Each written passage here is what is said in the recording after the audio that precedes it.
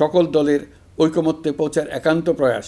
জাতির উদ্দেশ্যে ভাষণে গেল ৬ জুন প্রধান উপদেষ্টা ডক্টর ইউনূস ঘোষণা করেছেন এপ্রিলের প্রথমার্ধের কোনো একদিন হবে জাতীয় নির্বাচন।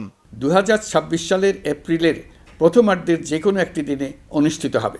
তবে এতে আপত্তি জানিয়ে ডিসেম্বরের মধ্যেই নির্বাচন চেয়েছে বিএনপি সহ 53টি রাজনৈতিক দল। তারা বলেছে সংস্কার ও বিচার কার্যক্রম চলমান রেখেই নির্বাচন সম্ভব।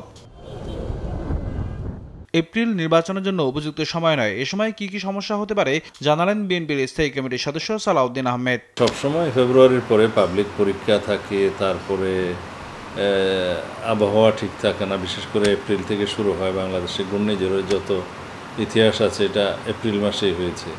1991 সালের প্রলয়ঙ্করী যে ঘূর্ণিঝড় সেটা এপ্রিল মাসের শেষার্ধে হয়েছে। কিন্তু প্রথম থেকেই আবহাওয়া বিরূপ থাকে, প্রচণ্ড গরম থাকে। এই সমস্ত কিছু বিবেচনায় যেহেতু সংস্কার বিচার এগুলো কোনো সমস্যা নয়, এগুলো চলবে চলমান প্রক্রিয়া, সুতরাং আর কোনো অজুহাতে নির্বাচন ডিসেম্বরের পরে পিছানোর আমরা কোনো কারণ খুঁজে পাইনি। এপ্রিলে বৈরী আবহাওয়া থাকে। এর আগে রমজান মাস ও এইচএসসি পরীক্ষা, তাই ডিসেম্বরের আগেই জাতীয় নির্বাচন করার দাবি সিপিবির এই নেতার। আমরা মনে করি এপ্রিল নির্বাচনের জন্য কোনো উপযুক্ত সময় না। প্রথমত এত দেরি করে নির্বাচন অপ্রয়োজনীয়, তাতে নানা ধরনের সংকট ঘনীভূত হবে। আর এপ্রিল মাস এটা খেয়াল করলে আমরা দেখব যে আগামী বছর জানুয়ারির পরপরই আমাদের দেশে শবে বরাত, রমজান, পরীক্ষা এবং তারপরে আবহাওয়ার যে বৈরী পরিস্থিতি থাকবে, তাতে করে নির্বাচনের জন্য এটা কোনো উপযুক্ত সময় বলে আমরা মনে করি না। আর রাজনৈতিক বিশ্লেষকরা বলছেন সব পক্ষ একটু ছাড় দিলেই দেশের এই সংকট কাটিয়ে ওঠা সম্ভব। জুলাই গণহত্যার বিচারের ধীরগতির সমালোচনাও করেন তারা।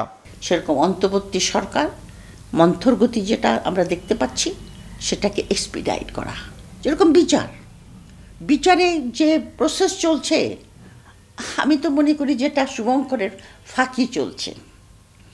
রোজ দেখি যাচ্ছে, পুলিশ নিয়ে যাচ্ছে, রোজ নিয়ে আসছে, মাথায় হেলমেট পরে একটা, তাদেরকে রিমান্ডের পর রিমান্ড, একজনের বিরুদ্ধে 100টা কেস দিয়ে রেখেছে। শুক্রবার ডক্টর ইউনূসের সঙ্গে তারেক রহমানের লন্ডনে বৈঠকে এসব সংকটের সমাধান হবে বলে আশা করছেন সবাই। আর এখানেও সমঝোতা না হলে দেশে অস্থিরতা আরও বাড়বে বলছেন এই বিশ্লেষক।